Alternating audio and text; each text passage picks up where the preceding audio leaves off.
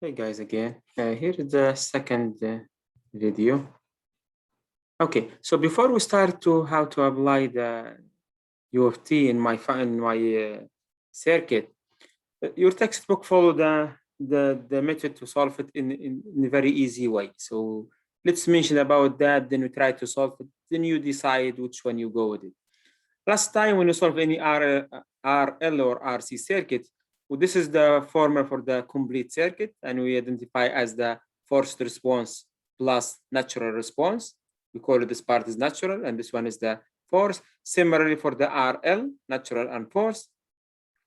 And just if you look at how we solve it, we're looking for the T initial condition VO, and then we find the final situations, forced response, then we apply this formula. In a way that your textbook listed, it is very logic one to write it. VO generally all the time it should be constant. This one your V of t applicable for constant equal A or any value, DC values. Okay, so that's the case we're talking about right now. So this is constant all the time will be constant. I can call it K1. Okay, plus K0 plus or minus VO.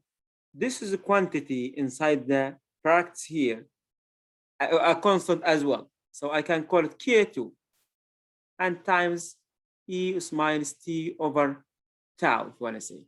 So now this is one my natural response, and this one my forced response. So now my mission to find K1 and K2, it doesn't matter what this K1 is regarding for the VOC or the K2 or that one. So this is my general formula that I apply. And this one is exactly applicable for this one. This is when K1 plus K2 E is minus T over tau. So here's the only difference here. K1 is a function of the I short circuit, and K2 function for I short circuit and I zero.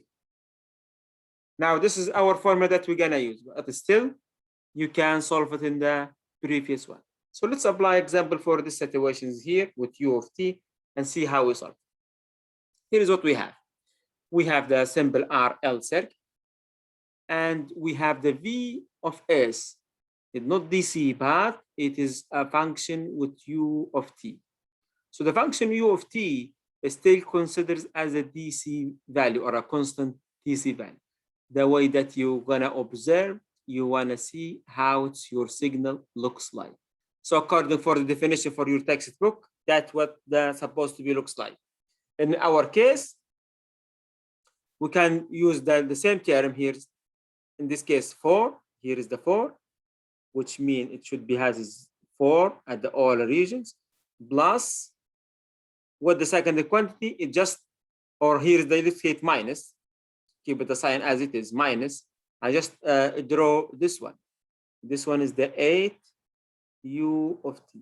What that mean? Just U of t times 8. Just the magnitude will be magnified to the 8. So that's my U of t. This one should be 8. Forgive guys for my scale, this one 4 and the 8. So we can just change it to the scale to be reasonable. Observe, so this one is 4. You can delete this one. So right now, basically I wanna subtract. If you wanna use my way, I use here is the minus 8, and then I add. So either way it's 4. If you wanna add here, so you need to multiply minus 8, not 8.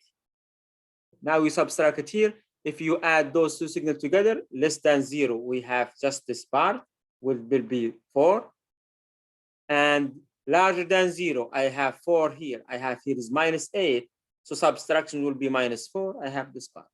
So this is my signal as the output. Now, if I look at the signal here, my input is basically it is DC. It has as a switch here at t equals 0. This is my switch. So as if my signal or my switch, it was closed for a long time and applicable for the 4 volt. And then at T0, I open it, but this one case, my current or the forced response will be minus 4. Now let's solve it in the way that we listed in the previous slide, which right now it's the I of t,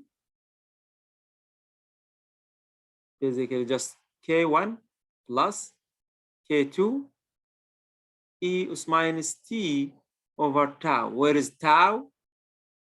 I have one r here, so it is L over r. I have here is the 10 divided by 20 Henry and ohm. I end up with the 0.5. How am I mentioned to find those two, K1 and the K2? Let's find the, so the basic here, the advantage for this equations here or this formula here, you have two times to apply. The first one, when is the t equals 0, when we assume the circuit still steady state for a long time before the switch to from 4 to -4. So basically, if we can say t equals 0, or to be specified, t equals 0 minus, just the time when we change the situations. What we have the positive 4 volt applied for RL circuit. L should be short circuit. So basically, what do I have? In this case, I have here is the my volt, plus and minus, and I have here is 20 volt, and I have here is the my inductors. But in this case, the inductor is short circuit because again, it's steady state. So it's steady state means the inductor short circuit. So how much this value here is 4 volt. And this is current here. It will be I of 0. That's my current. And here is the 20 ohm. So what we're going to do here is the t equals 0. We're going to apply for the I of 0 as general formula here.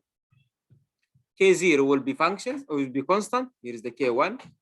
Sorry, K1 plus K2 e us minus 0 or minus 0. So this case will be 1. So I have here is the equal K1 plus K2 equal I of 0. But I of 0, I can find it because this is the Ohm's law. So I of 0 here, basically it is 4 volt divided by 20 ohms will be 0.2 amps. So basically what that means, K1 plus K2 equal 0.2. So I call this one is number 1. Okay. So the second situation, this is the first one. The second one here, when the switch is changed, or the situation is changed, and the source that applied right now, it is -4. And you assume it for a long time, means the inductor will be short circuit. The source here, the voltage Vs, it will be -4. So basically what we have for the t larger than 0, and in that case, I have same circuit, plus and negative, and I have resistors and my current, my inductor short circuit, and here is the -4 volt, and here is the 20 amps, and here is the current that I have for long time. So that means the current as infinity. We take long time, this one, what we call forced response. Okay.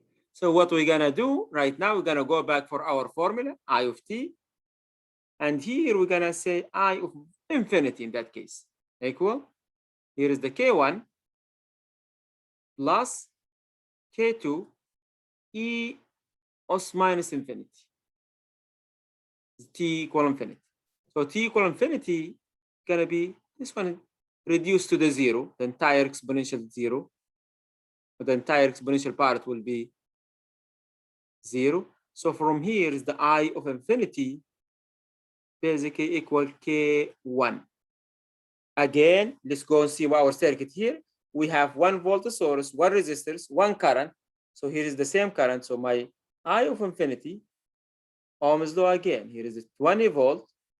Sorry, -4 volt, -4 volt divided by 20 amps. So similar in this case, here is the -0.2 amps. So here, which means my K1 equal -0.2 amps. So let's call this equation number 2.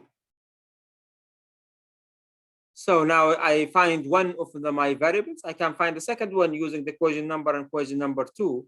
So from here, K1 plus K2 equal 0.2, and I just apply the K2 for the minus point. So here's the minus 0.2 plus K2 equal 0.2, and from here is the K2 will be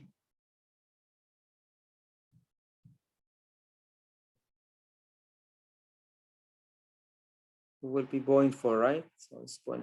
Yes, it is 0.4 amps. Now I can finalize my answers. I of t. I have all the equipment or the element. I have K1, K2, and tau. So K1 will be minus 0.2 plus 0.4 E is minus T 2T, since the tau is minus. It's 1 for the T larger than 0. Okay, it's an example to how to use the formula, general formula, and how to dealing with the source. It has a U of T. Okay, I will stop recording this video, and still we have a third short video as well. Thank you.